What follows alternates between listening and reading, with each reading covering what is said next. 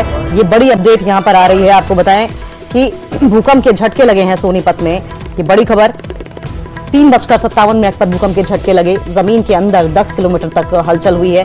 NCS के मुताबिक Richter scale पर तीव्रता 3.0 रही। 25 और 26 दिसंबर को भी 2 बार आ चुका है भूकंप। आज भूकंप का केंद्र सोनीपत रहा है।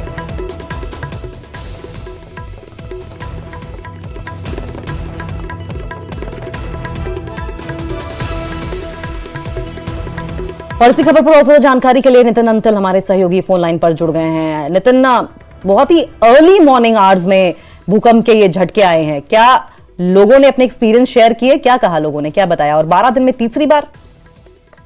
जी बिल्कुल अंकिता, सोनीपत की अगर बात कर लेते तो 12 दिन में तीसरी बार ये भूकंप के झटके महसूस किए गए। और सबसे बड़ी बात, इससे पहले जो 25 और 26 दिसंबर 2024 को भूकंप आया तो वो सोनीपत के अंदर उसमें नहीं था। उसमें सोनीपत के खरखोदा विधानसभा के गांव कुंडल और प्रहलादपुर और इसके अलावा दूसरे गांव खरखोदा विधानसभा के ही थे। लेकिन आज की बात कर ली जाए तो सुबह 3:57 पर जो भूकंप आया उसकी 10 किलोमीटर अंदर तक हलचल हुई है।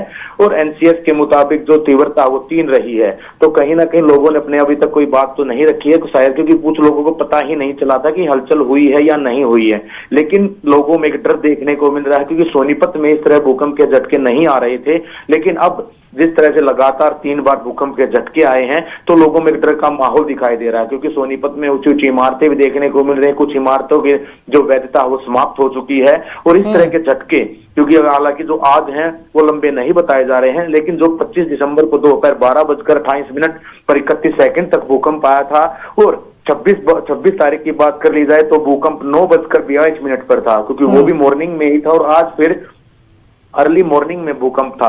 हालांकि जो पहले भूकंप आया था उसकी तीव्रता जो 3.5 थी और उसके बाद 2.6 और आज तीव्रता भी 3 की रही है। तो कहीं ना कहीं लोगों में एक डर का माहौल जरूर है, क्योंकि जो संकरी इमारतें हैं वो जिनकी वैधता समाप्त हो चुकी है उनमें लोग अभी उनके आसपास लोग रह रहे हैं। कहीं ना कहीं चिंता का विषय, उनके मन में डर जरूर देखा जा रहा है कि सोनीपत ऐसा क्षेत्र था जहां भूकंप सुनते जरूर थे लोग, लेकिन भूकंप नहीं आता था। और अब तीसरी बार भूकंप आना लोगों में एक डर का माहौल जरूर बना रहा है कि कहीं ना कहीं बड़ी अनहोनी की तरफ यह भूकंप के झटके इशारा कर रहे हो। जी अंकिता। नितिन, आमतौर पर इस तरफ ध्यान नहीं जाता, लेकिन जैसा आपने बताया कि फ्रीक्वेंट ट्रेमर्स की वजह से लोग चिंता में हैं इस वक्त। लेकिन जिन बिल्डिंग्स की लाइफ खत्म हो गई है, क्या उसको लेकर खुद वो लोग जो इन बिल्डिंग्स में रहते हैं या फिर प्रशासन कोई ध्यान दे रहा है इस तरफ?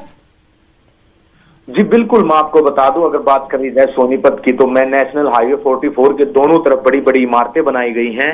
और उन्हीं के साथ एक जो बात कर ली जाए तो इन इमारतों के लोग शिकायतें जरूर करते हैं कि जो बिल्डर हैं वो पैसे बचाने के चक्कर में जो घटिया सामग्री का इस्तेमाल किया गया है। इसके अलावा एक रेलवे कॉलोनी सोनीपत में ही है और वो नेशनल हाईवे 44 के भी नजदीक है। वो उसकी वैधता समाप्त हो चुकी है। उसके लेंटर भर कर गिर रहे हैं, लेकिन लोगों का ये कहना है कि उनकी मजबूरी और वो यहाँ रह रहे हैं। शिकायतें हो रही हैं, लेकिन उसके बाद जैसे भूकंप के झटके आ रहे हैं तो प्रशासन की कहीं ना कहीं लापरवाही जरूर है कि उन इमारतों को खाली नहीं करवाया गया है।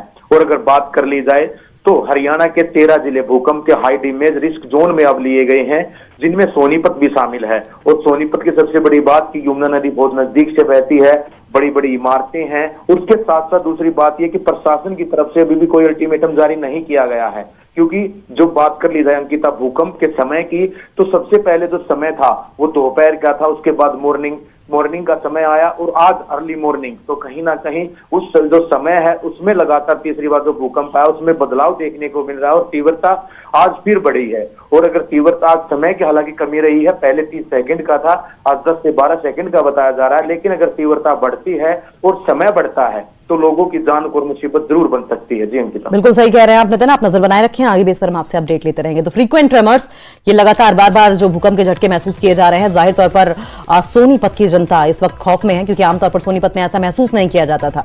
लेकिन जिस तरीके से भूकंप के झटके आ रहे हैं, इसके पीछे वजह क्या हो सकती है, इस पर भी लोग परेशान होते नजर आए।